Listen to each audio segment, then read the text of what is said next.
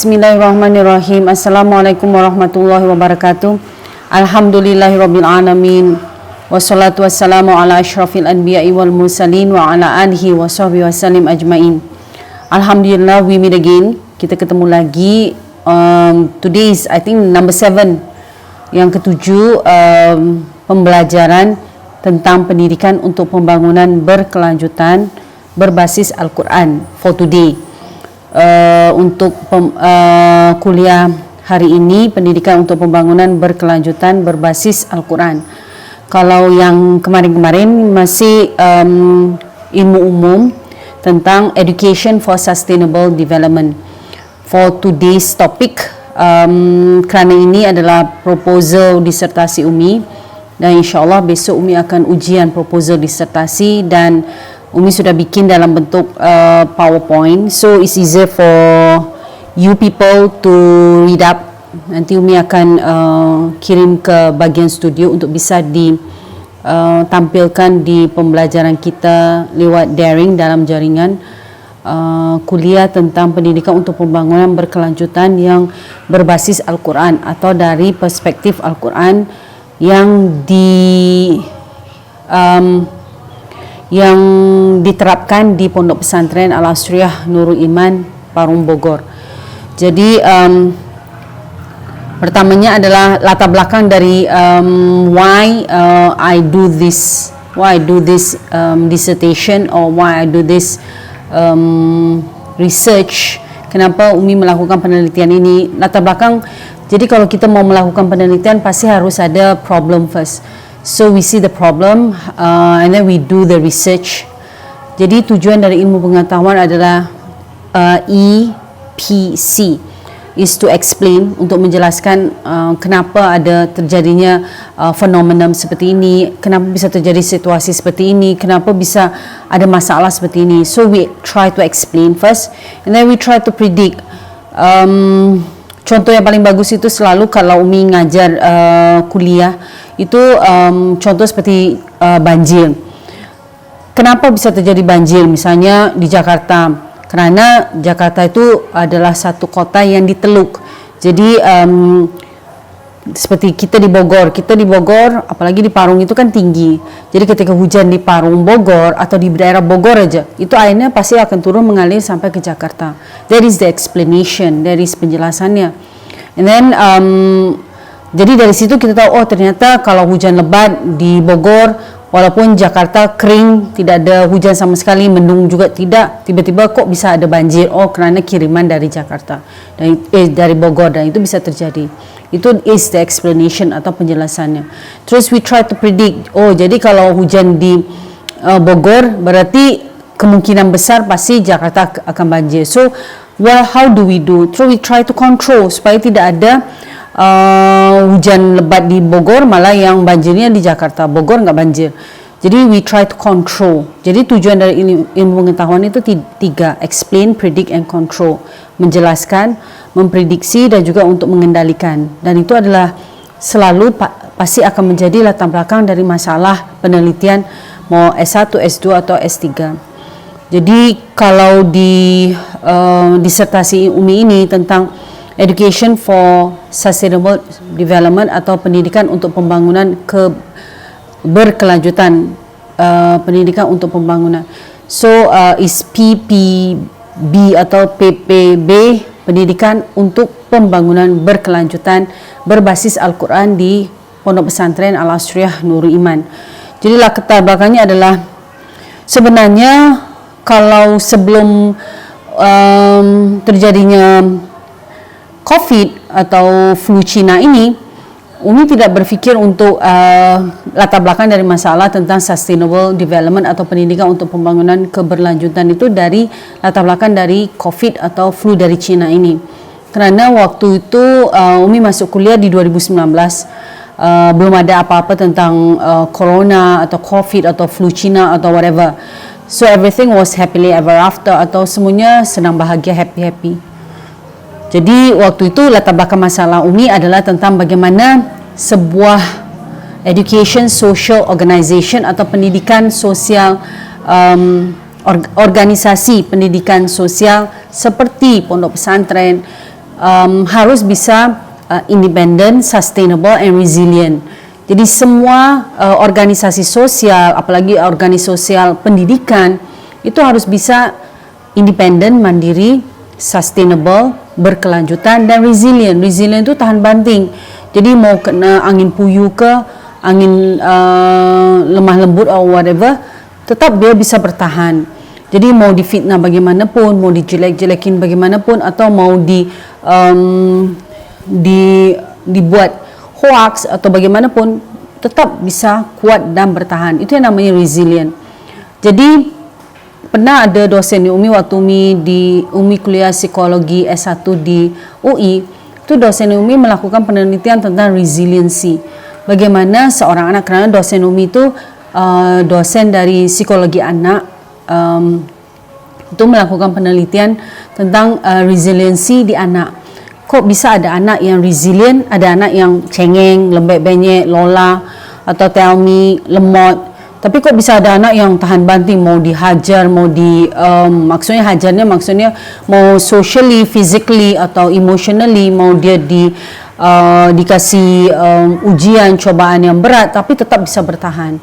Jadi ternyata semuanya itu dari upbringing, ketika anak itu sedang tumbuh kembang. Dari situ pendidikan dari orang tua, pendidikan dari ibu, pendidikan dari keluarga itu sangat penting membentuk anak itu, apakah anak itu bisa menjadi manusia yang resilient atau yang fragile atau yang rapuh. Jadi itu tentang resiliency. Sama juga dengan organisasi, apalagi organisasi sosial seperti Nurul Iman. Nurul Iman bukan hanya organisasi sosial kerana semuanya gratis dari tempat tinggal, makan, kesehatan dan pendidikan, tapi juga Nurul Iman juga satu organisasi pendidikan. Kalau kita lihat zaman sekarang, pendidikan itu sebenarnya bagian dari ekonomi. Jadi banyak pondok-pondok pesantren atau yang mereka bilang Islamic boarding schools yang mahal-mahal, itu rata-rata melihat pendidikan itu sebagai a source of income. Jadi bagian dari mencari penghasilan. Dan banyak juga pesantren-pesantren yang berbayar sangat mahal. Umi ada teman yang katanya anaknya itu 2 orang masuk di satu pesantren. Untuk biaya masuknya aja harus bayar 80 juta. Itu satu anak. Jadi kalau 2 anak 160 juta. Tapi tetap aja anaknya dia fikirkan sudah berbayar mahal, pesantrennya lux. Mereka nggak bilang pesantren lagi tapi boarding school. Wah, pasti anaknya sehat walafiat, senang belajar di sana. Tapi ternyata anaknya tetap aja korengan, keshrekan, kutuan, cantengan, dan parah banget sampai infeksi, dan akhirnya terpaksa anak itu dikeluarkan dari boarding school tersebut. Jadi bukan berarti boarding school itu bayarannya mahal, langsung anak itu bisa resilient atau bertahan. Kadang-kadang anak juga tergantung dia betah atau tidak betah, atau dia orangnya pembersih atau orangnya memang malas mandi. Ya bagaimana enggak korengan kalau dia malas mandi, terus lepas itu malas ganti baju kerana dia malas cuci baju. Akhirnya bajunya bisa dibolak-balik, ada side A, side B, dia hanya gantung aja bajunya, jadi nggak pernah dicuci. Ya dari situ mereka pasti akan kena penyakit kulit atau yang namanya korengan, keshrekan, dan akhirnya jadilah infeksi. Jadi anaknya akhirnya tidak betah dan akhirnya sudah bayar 160 juta terpaksa dikeluarkan anaknya keduanya itu, dan sekolah biasa. Jadi itulah yang namanya latar belakang dari masalah. Bagaimana sekarang masalahnya adalah bagaimana sebuah education social organization atau organisasi sosial pendidikan seperti Al-Asriyah Nurul Iman bisa berkelanjutan, bertahan seperti yang diminta oleh almarhum Aba Al-Habib Sagaf bin Mahdi bin Syekh Bakar bin Salim, bagaimana untuk bisa bertahan sampai kiamat, harus tetap gratis, berkualitas. Jadi itu yang namanya resilient, berarti harus sampai kiamat, harus bertahan, tetap gratis dan berkualitas. Jadi dari situ latar belakang masalahnya adalah sebelum COVID ya, sebelum flu dari Cina ini, kita hanya berfikir ya pokoknya satu organisasi sosial seperti Nurul Iman harus bisa bertahan. Terus di awal Maret 2020 ketika flu Cina ini, COVID masuk ke Indonesia, pertama di Depok itu dari grup ibu-ibu, bukan ibu-ibu lah, penari-penari yang mereka merayakan Valentine's Day akhirnya kena COVID dari salah satu pengunjung dari kafe tersebut yang dari Jepang. Jadi dari situ terjadi pandemik ke seluruh Indonesia. Padahal dunia sudah kenal COVID itu dari bulan akhir tahun 2019. Indonesia sudah dikasih tahu bahwa akan sampai ke Indonesia, apalagi Indonesia sangat terbuka untuk orang-orang asing, apalagi orang-orang yang dari negeri China. Mereka bukan hanya sebagai wisatawan, tapi juga mereka banyak yang bekerja di sini. Sudah dikasih tahu dah sama WHO, World Health Organization, bahwa flu Cina atau COVID ini akan masuk ke Indonesia. Tapi pemerintah kurang tanggap kerana mereka merasa orang-orang Indonesia kebal, tidak bisa kena pandemik atau flu Cina ini. Tapi ternyata sampai sekarang bisa dibilang insyaAllah November atau Desember itu 1 tahun sudah kita menghadapi pandemik flu ini. Jadi di China, apalagi di Wuhan, orang-orang sudah merdeka. Mereka sudah enggak ada lagi yang pakai masker, tidak ada yang lagi yang jaga jarak, tidak ada lagi yang cuci tangan, kerana mereka sudah bebas dari flu Cina tersebut. Jadi yang sekarang yang masih parah dan terus meningkat itu adalah di Indonesia, dan yang banyak meninggal juga di Indonesia. Jadi latar belakang masalahnya adalah kalau perusahaan-perusahaan atau organisasi-organisasi yang for profit untuk mendapatkan keuntungan, itu bisa banyak yang gulung tikar, yang bangkrut, banyak yang melakukan PHK besar-besaran kepada karyawan-karyawan mereka. Bagaimana dengan keadaan organisasi sosial seperti Al-Asriah Nur Iman? Jadi itu latar belakang kita.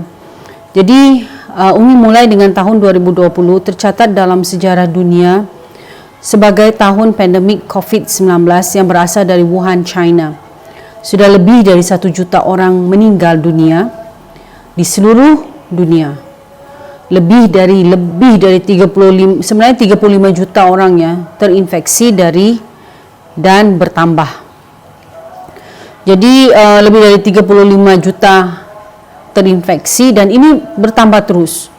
Jadi walaupun banyak negara-negara yang tidak bisa menerapkan PSBB atau isolasi atau karantina, jadi penyakit ini terus bertambah dan tambah banyak orang yang terjangkit.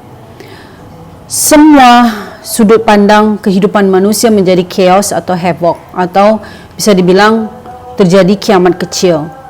Apalagi dari segi kesehatan. Sekarang di Indonesia aja rumah-rumah sakit sedang sangat kewalahan, banyak orang yang sakit. Sebelumnya mereka hanya yang punya gejala aja yang dirawat di rumah sakit, tapi sekarang kerana yang tanpa gejala ini malah yang berbahaya, kerana mereka tidak sakit tapi mereka malah menyebarkan flu ini ke siapa aja. Dan orang-orang yang sangat rentan itu adalah mereka-mereka yang sudah berumur, orang-orang tua. Terus nomor 2 adalah orang-orang yang punya penyakit seperti kencing manis, darah tinggi, penyakit jantung dan yang lain-lain. Jadi itu yang paling rentan atau yang gampang sekali menjadi parah dan menyebabkan kematian. Jadi bisa dibilang kita sekarang menghadapi kiamat kecil. Everybody is scared, semua orang sangat ketakutan. Kesihatan juga rumah-rumah sakit sudah sangat penuh. Sekarang hotel-hotel mau di Jakarta, mau di daerah pendukungnya seperti Bogor, Depok, Bekasi dan Tangerang, yang semuanya menjadi daerah pendukung Jakarta, semuanya sudah mulai hotel-hotel dijadikan rumah sakit.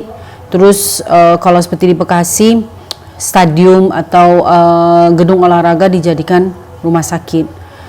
Jadi sudah seperti itu sekarang kita menghadapi flu Cina ini. Itu dah pasti dah berantakan banget kesihatan, dan tenaga-tenaga medis kita, mau baik dokter, baik perawat dan yang lain, itu sangat kelelahan sekali.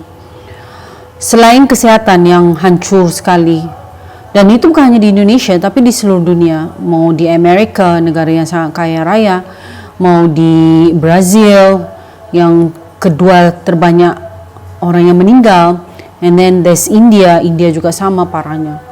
Itu semua sudah sangat burden, sangat terlalu berat sekali tanggungan mereka. Itu dari segi kesehatan. Terus yang kedua parahnya adalah dari segi ekonomi. Sekarang banyak negara-negara yang menghadapi bukan saja resesi, akan mereka lihat akan terjadi depresi. Negara-negara seperti Singapura, resesi, Korea, Amerika, terjadi pemecatan, PHK besar-besaran pegawai-pegawai yang dulunya gaji mereka besar, malah sekarang nggak ada gaji sama sekali. Terus mereka rata-rata banyak yang punya hutang kerana mereka harus bayar cicilan rumah, cicilan mobil. Jadi semuanya belum cicilan kartu kredit. Jadi akhirnya mereka menjadi sangat bisa dibilang ekonomi itu jadi akhirnya bukan hanya berhenti, akhirnya jadi minus. Jadi kerana banyak hutang itu.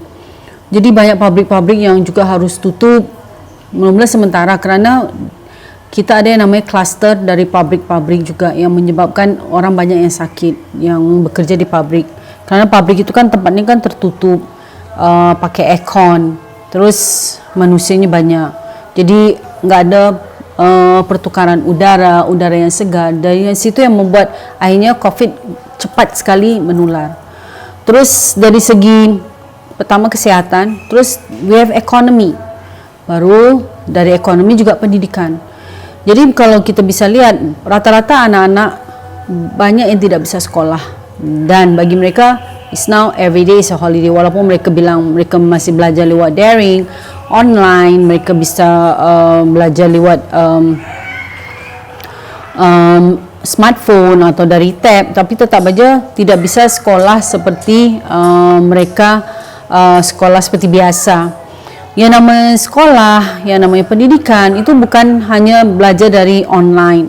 Mereka harus ada interaction dengan guru, dengan teman-teman. Terus di sekolah juga mereka belajar untuk emotional quotient, social quotient. Mereka belajar kecerdasan emosi, kecerdasan sosial. Itu semua adalah bagian dari pendidikan, dan untuk anak-anak itu very important. Yang namanya manusia itu sebagai makhluk sosial, mereka harus bisa bagaimana tolerant, bagaimana mereka harus nahan emosi. Misalnya ada temannya yang nakal atau usil, bagaimana mereka bisa mengendalikan emosi mereka, tidak gampang marah, tidak gampang pukul. Itu adalah bagian dari pendidikan. And sekarang semua anak-anak harus duduk di rumah, akhirnya mereka interactionnya hanya dengan keluarga. Itu juga bisa berpengaruh kepada emotion mereka. Terus yang namanya masalah ini juga ada yang namanya spiritual, religious, dan social budaya. Jadi kalau kemarin kita lihat dari definisi dari education for sustainable development is that bagaimana kita memanfaatkan resources atau sumber daya yang kita miliki, kita manfaatkan untuk kebutuhan kita, tetapi kita juga bisa supaya resources atau sumber yang kita punya itu bisa dipakai untuk nanti anak cucu keturunan kita. Jadi tidak dihabiskan atau dirusakkan dari sekarang, atau sekarang aja sudah dihabis-habisin. Jadi itu yang namanya education for sustainable development. Dan itu penting kerana kalau dari sudut pandang Barat atau secular education for sustainable development atau pendidikan untuk pembangunan keberlanjutan, itu hanya ada 3, ekonomi, social, and environment. 3 aja. Jadi ekonomi, environment, and social.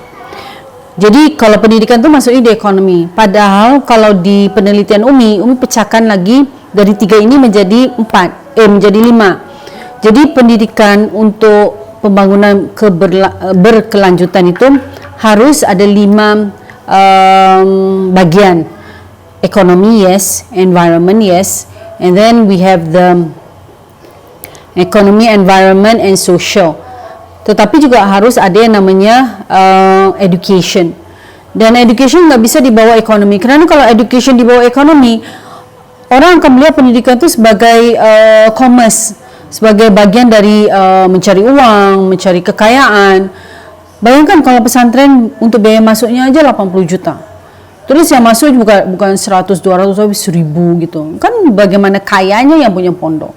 Jadi pendidikan itu tidak bisa dibawa ekonomi, kerana kalau pendidikan sudah dibawa ekonomi, tidak ada yang namanya free and quality education supported by social entrepreneurship seperti tagline-nya Al-Asriyah Nurul Iman. Jadi motonya Al-Asriyah Nurul Iman kan pendidikan yang gratis berkualitas yang didukung oleh wirausaha sosial. Tapi dengan cara kita masukkan, kita mengeluarkan pendidikan dari bagian dari ekonomi, berarti pendidikan itu standalone. Bahwa untuk sebuah organization, social organization like Al-Asriyah Nurul Iman Islamic Boarding School untuk bisa independent, sustainable and resilient, harus pendidikan itu dilihat sebagai satu entity yang benar-benar not for economy, but education itself is the purpose in life. Jadi pendidikan itu adalah seperti yang kita tahu, minal mahdi ilal lahdi, dari buayan sampai ke liang lahat. Jadi education tidak bisa dibawa ekonomi. Education harus sendiri, standalone. Dan itu very important. Education ada education pedagogi untuk anak-anak, terus ada andragogi untuk orang dewasa, terus ada yang formal education, non-formal, ada informal. Jadi itu semua pendidikan ada bermacam-macam. Jadi itu pendidikan harus sendiri, nggak bisa bagian dari ekonomi. Terus ada yang namanya spiritual religious. Sekarang efek dari flu Cina ini, pandemic flu COVID ini, banyak orang yang terganggu secara jiwa mereka.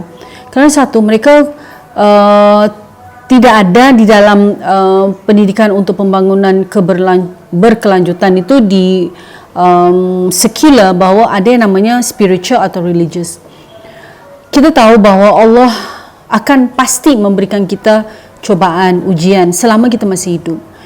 Jadi bagi orang Islam, bagi orang-orang yang punya kekuatan atau kecerdasan spiritual atau religious, itu mereka akan melihat cobaan atau all this yang kita alami ini semua adalah bagian dari membuat kita menjadi orang yang kuat dan resilient. Jadi orang itu bisa kuat, orang itu bisa resilient bukan kerana memang saya sudah dilahirkan kuat. No, sometimes you have to have nurture.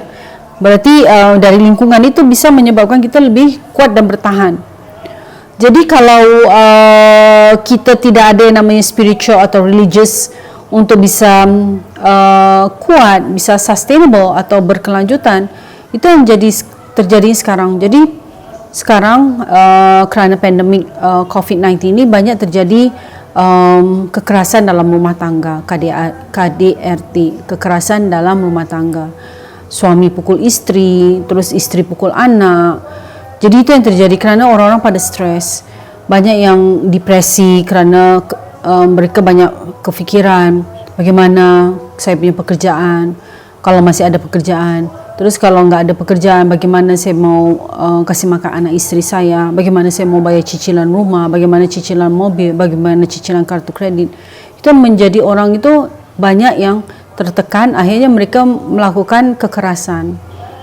Dan kemarin waktu PSBB di Bandung itu diangkat, ternyata di salah satu KUA di, kalau nggak salah di Bandung Barat ya, itu yang antri untuk bercerai itu sampai di luar-luar, sampai kalau bisa per hari itu katanya hampir 100 yang pasangan suami istri yang melakukan tuntutan untuk bercerai. Dan itu bukan hanya di Indonesia. Jadi waktu COVID flu ini atau flu pertama ini muncul di Wuhan, dan setelah, kerana China ini kan negara komunis, jadi mereka itu sangat keras untuk orang-orang di negara tersebut untuk melakukan karantina. Jadi mereka benar-benar tidak boleh keluar sama sekali. Sebab itu penyakit flu Cina ini tidak berkembang. Jadi dia stop di orang yang kena. Terus bila orang yang kena itu sembuh, dia tidak nyebar ke orang lain kerana di diri dia aja disimpan itu penyakit. Terus ketika dia sembuh, ketika imun sistemnya kuat, dia bisa melawan penyakit itu, terus tidak menyebarkan ke orang lain, akhirnya hilang sendiri virus dari COVID flu Cina ini. Tapi kalau di Indonesia kan enggak, orang sakit, orang nggak sakit tetap keluar bergaul, tetap ngobrol, tetap duduk, tetap bikin acara, kumpul-kumpul, tidak pakai masker. Terus mereka juga duduknya dekat-dekat.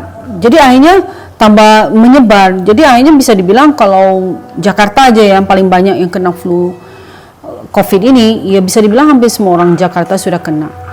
Tapi kalau memang mau kena ya nggak apa-apa, tapi jangan nyebarkan kepada orang lain. Itu yang jadi masalah, apalagi kalau orang itu sedang punya penyakit bawaan atau orang yang sudah tua rentan. Jadi karena mereka ini sekarang karena kita menghadapi pandemik virus corona ini, semua kebiasaan kita berubah, cara kita berinteraksi, cara kita berkumpul, cara kita bersosialisasi, sampai ke hal-hal dan kebiasaan kecil yang dianggap sepele, seperti kita harus cuci tangan, jadi sering cuci tangan, pakai hand sanitizer, terus tidak boleh sering memegang wajah, harus memakai masker ketika keluar rumah, menjaga jarak, dan tidak berkumpul untuk acara apa saja termasuk beribadah di masjid. Jadi itu yang akhirnya merubah kebiasaan kita yang dulunya, kalau orang Islam itu rata-rata adalah memang silaturahmi di dalam Islam itu kan memanjangkan umur. Jadi memang kita sebagai umat Islam, apalagi di Indonesia ya, orang-orang Indonesia tuh senang keluarga, senang tiap weekend, yuk kita kumpul-kumpul, yuk kita adakan reuni. Memang is very good because yang namanya silaturahmi itu memanjangkan umur, but not now, not in this situation di mana pandemic virus corona ini sedang marak-maraknya. Jadi itu yang latar belakang masalah.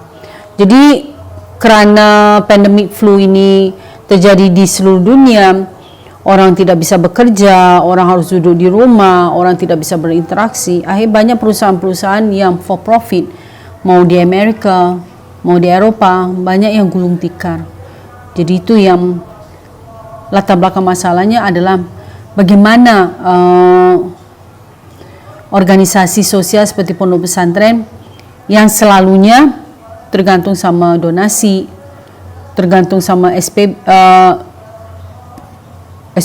SPP untuk yuran, terus yang selalu tergantung sama ziswa, zakat, infak, sedekah dan wakaf, bisa bertahan di pandemik COVID ini.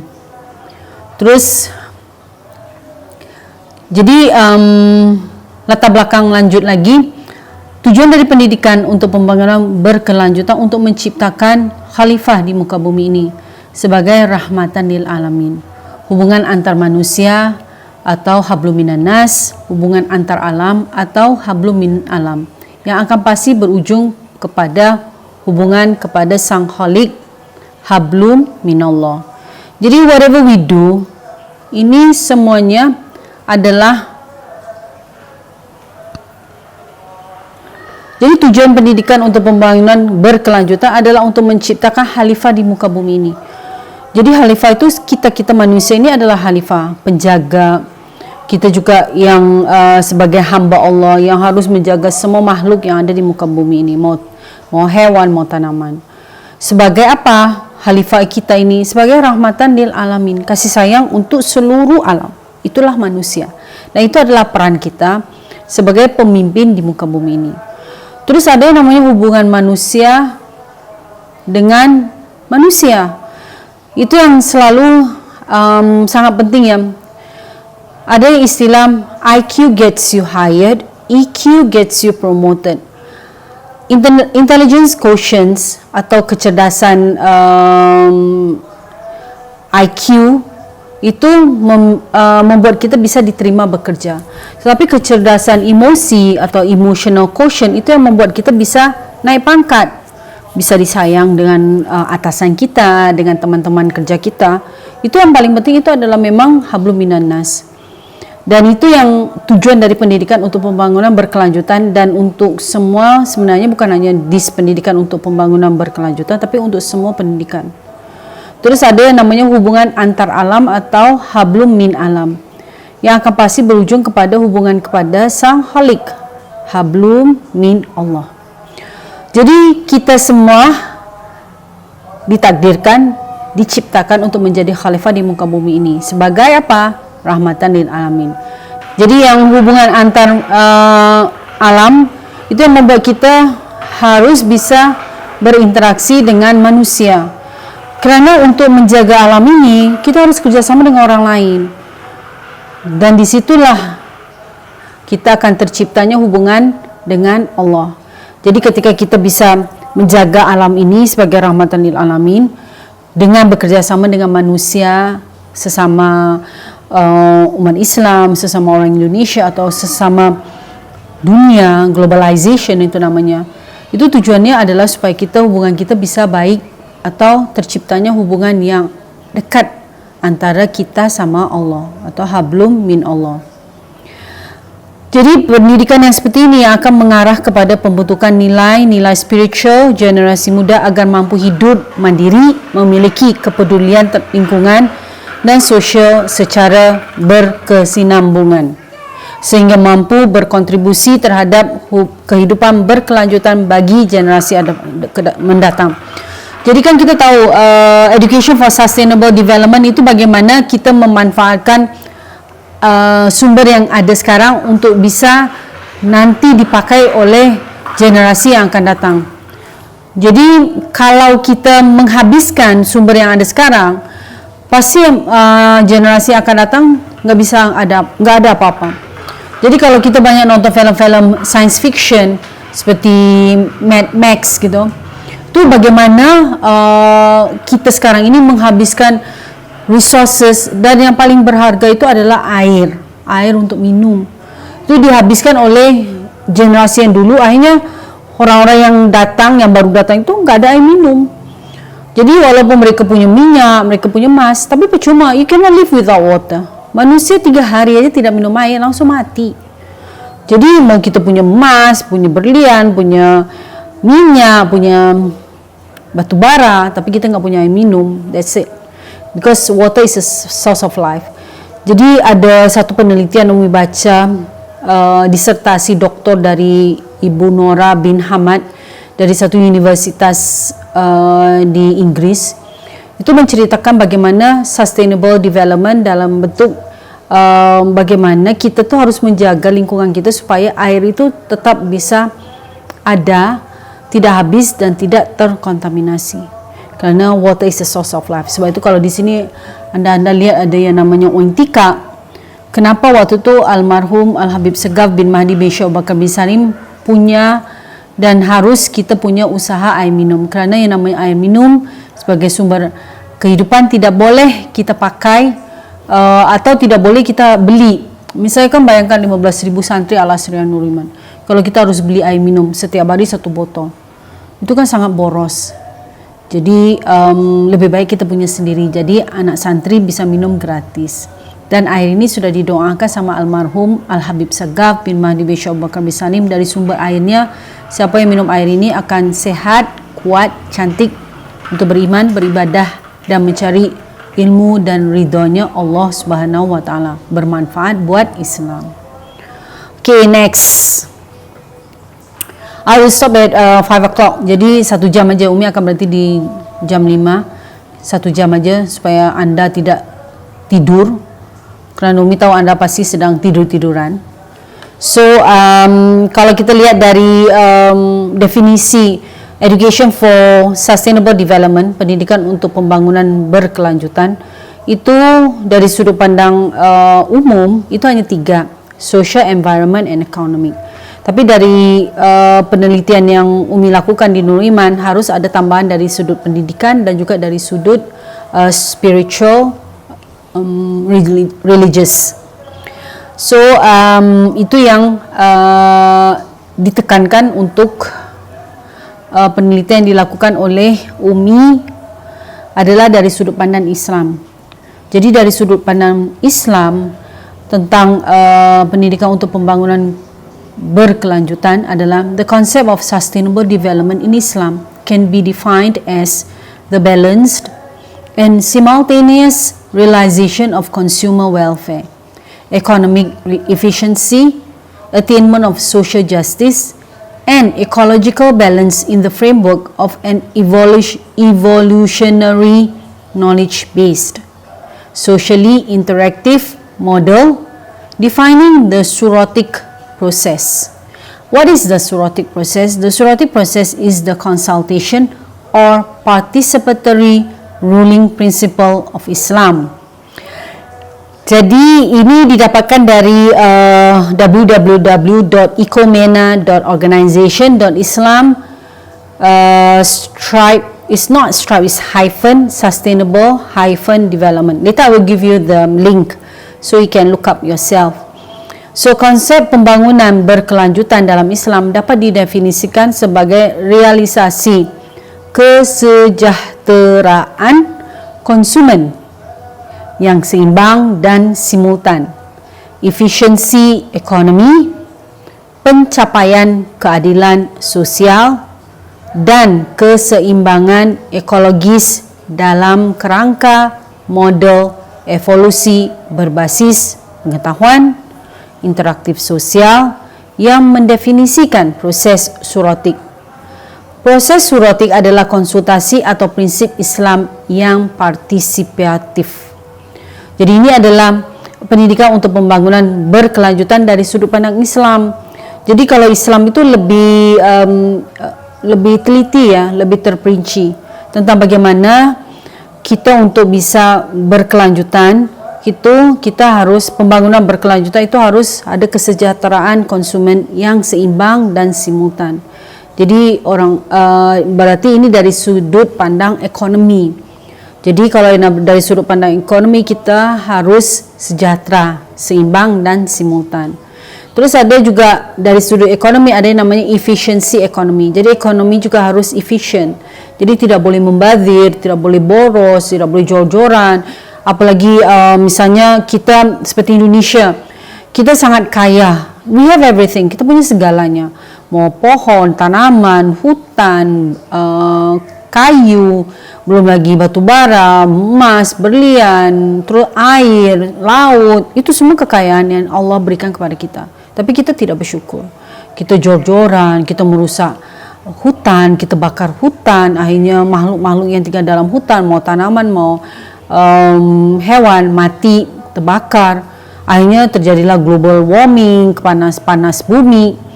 Itu semua yang dibilang tidak seimbang, dan itu yang menyebabkan akhirnya kita tidak efisien dan boros. Terus ada yang namanya pencapaian keadilan sosial. Berarti ini yang bagian yang sosial budaya ya. Bagaimana kita harus, kalau di dalam Islam itu pasti ada keadilan sosial, insya Allah. Ada yang namanya ziswaf, zakat infak, sedekah dan wakaf. Jadi orang yang mampu, yang punya uang lebih harus banyak memberikan sedekah. Dan bagi zakat itu adalah hukumnya wajib ya. Jadi misalnya kalau kita punya dagang, kita punya bisnis, kita punya perusahaan, ada yang sudah jatuh tempo dan bila dihitung malnya sudah harus kita mengeluarkan zakatnya, dan itu adalah hukuman wajib. Hukum wajib berarti juga penting untuk bagaimana kita bisa membersihkan harta kita. Itu yang namanya pencapaian keadilan sosial. Jadi yang kaya harus membantu kepada yang tidak mampu dan yang miskin, fuqara wal masakin. Terus ada yang namanya keseimbangan ekologis dalam kerangka model evolusi berbasis pengetahuan. Maksudnya adalah kita harus ada keseimbangan di dalam lingkungan kita, mau ekologi dan yang lain-lain. Karena apa? Kalau memang kita mau memanfaatkan hutan, yes you can. Kita boleh ambil timber atau kayu dari hutan, tapi bukan sampai dihabiskan, sampai gundul, sampai dibakar, sampai hancur, sampai makhluk yang lain tidak bisa hidup karena kita terlalu rakus. Itu yang jadi akhirnya tidak ada keseimbangan, dan itu yang terjadi akhirnya tidak bisa sustainable development atau pembangunan berkelanjutan. Dan itu semua kita harus berbasis pengetahuan atau ilmu. Jadi jangan kita tidak punya ilmu pengetahuan, asal-asalan, sudah tidak bisa menjaga malah kita merusak. Itu juga sangat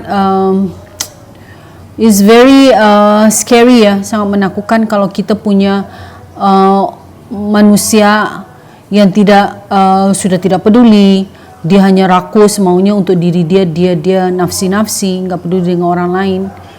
Apa yang dia punya yang penting dia harus habiskan, dia jor-joran. Itu yang jadi akhirnya semuanya akan hancur, dan ketika semuanya hancur atau rusak, yang rugi juga kita. Bukan berarti kita seperti sekarang ya. Kenapa bisa jadi pandemik COVID ini? Oh iya, karena kita tidak sustainable, tidak berkelanjutan, tidak ada pembangunan berkelanjutan. Kita tahu ketika kita makan makanan yang haram. Jadi katanya flu Cina ini dari Wuhan ini, COVID-19 ini datangnya dari kelelawar. Ya memang kita tahu kalau orang Cina kan mereka kan non muslim. Mereka nggak ngerti halal dan haram. Mereka nggak ngerti yang namanya najis muhaffafa, mutawasita, mughalladha. Bagi mereka nggak tahu. Tapi katanya mereka makan kelelawar. Akhirnya di hewan yang haram seperti kelelawar atau babi itu sudah ada bibit-bibit penyakitnya, sudah ada virusnya, sudah ada bakteria yang sangat merusak manusia dan dapat membunuh manusia. Jadi katanya dari kelelawar itu.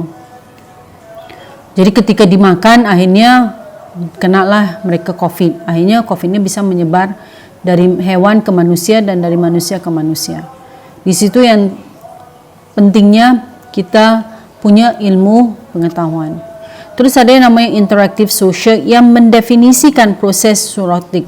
Terus ada yang namanya interaksi sosial yang menjelaskan tentang proses surotik. Apa itu proses surotik? Itu adalah konsultasi atau prinsip Islam yang partisipatif. Jadi yang namanya proses surotif kita bisa bilang ya seperti kalau kita ada yang namanya ijma ulama. Jadi ijma ulama itu kan misalnya ada masalah-masalah fikih atau masalah-masalah hukum, mau dari segi karena yang namanya Islam is a way of life, is a lifestyle. Islam itu adalah cara hidup. Dan Islam itu bukan hanya sebagai agama aja, tapi bagaimana orang Islam itu harus hidup mengikuti Islam. Jadi kalau kita dengan cara yang surotik ini, yang ijma ulama, bagaimana kita harus konsultasi, bagaimana kita harus partisipatif atau harus terjun langsung untuk menjalankan Islam, menjalankan perintah-perintah Allah, sunnah-sunnahnya dari Rasulullah SAW, itu yang namanya surotik proses. Kita ada yang namanya konsultasi, ada yang namanya partisipatif, kita bisa kerjasama. Jadi itu adalah bagian dari latar belakang masalah kenapa Umi melakukan penelitian disertasi tentang pendidikan untuk pembangunan berkelanjutan berbasis Al-Quran yang diterapkan di Pondok Pesantren Al-Asriyah Nurul Iman Islamic Boarding School.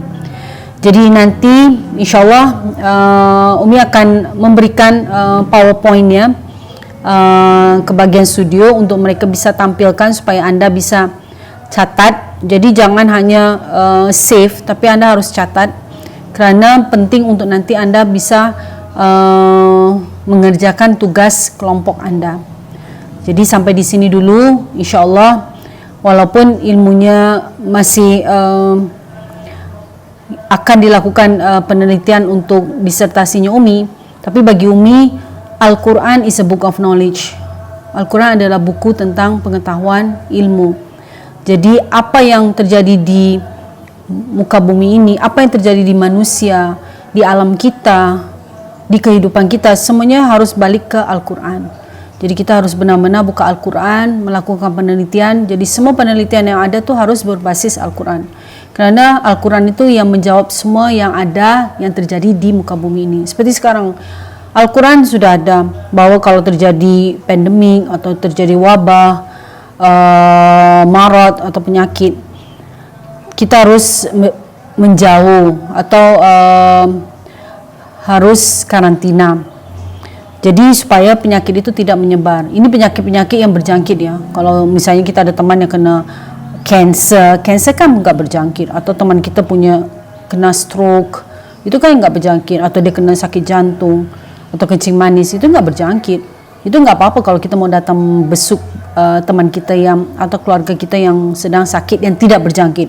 Tapi kalau penyakit itu berjangkit, terutama seperti pandemik COVID-19 ini, then kita jangan besuk orang yang sedang sakit yang berjangkit. Kita doakan, insyaAllah Allah berikan keampunan buat kita semua, bukan hanya yang sakit, tapi buat kita semua, supaya Allah bisa mengampuni kita, manusia yang terlalu banyak dosa, yang terlalu banyak maksiat. Supaya ya Allah hilangkanlah COVID, flu Cina ini dari muka bumi Indonesia dan muka bumi dunia. Supaya kita bisa banyak bertaubat, banyak istighfar, banyak berbuat baik. Kerana yang namanya berbuat baik, kita di dalam kehidupan seorang muslim itu kita harus amal ma'ruf nahi mungkar. Kita harus berbuat baik dan menjauh dari yang mungkar atau yang maksiat, yang dosa. Dan kita harus fastabiqul khairat, kita harus berlomba-lomba untuk berbuat yang terbaik. Jadi insyaAllah kita berdoa benar-benar supaya kita ini cepat keluar dari cobaan yang sangat berat ini. InsyaAllah semua yang sakit cepat sembuh, langsung sembuh, dan yang sehat tidak kena sakit, apalagi COVID ini. Amin ya rabbal alamin. Jaga kesehatan, jangan kumpul-kumpul, pakai masker kalau anda harus keluar, sering cuci tangan dengan sabun. Terus ingat, ini untuk insyaAllah sementara aja. Jadi kalau anda bisa bertahan, belajar di rumah, ibadah di rumah, terus jangan kumpul-kumpul, kerana dia nyebarnya cepat. Apalagi kalau anda dah kumpul, anda enggak pakai masker. InsyaAllah ketika anda bisa menjaga diri, menahan diri, InsyaAllah penyakit ini akan hilang. Memang Allah itu mau membuat kita sadar bahawa whatever we do, apa yang kita lakukan pasti akan ada dampaknya terhadap kita dan semua yang ada di muka bumi ini. Itu yang namanya hablum minal alam, hablum minan nas, dan akan pasti ke hablum minallah. Jadi insyaAllah kita ketemu lagi minggu depan. Doakan Umi lulus ujian proposal disertasi Umi besok A+, dan bisa lanjut untuk dilakukan disertasi untuk bisa kita mengangkat bagaimana pendidikan untuk pembangunan berkelanjutan bisa kita terapkan bukan hanya di pondok pesantren atau di organisasi sosial agama atau pendidikan, tetapi juga bagi semua organisasi sosial, mau agama atau bukan, pendidikan atau bukan, tapi untuk semua organisasi. Jadi organisasi itu harus, walaupun social atau for profit untuk keuntungan, harus tetap independent, sustainable and resilient. Jazakumullah khairan kathiran jidan. Mohon maaf dohir dan batin. Wassalamualaikum warahmatullahi wabarakatuh. Ila liqa, see you next week. Take care, wassalam.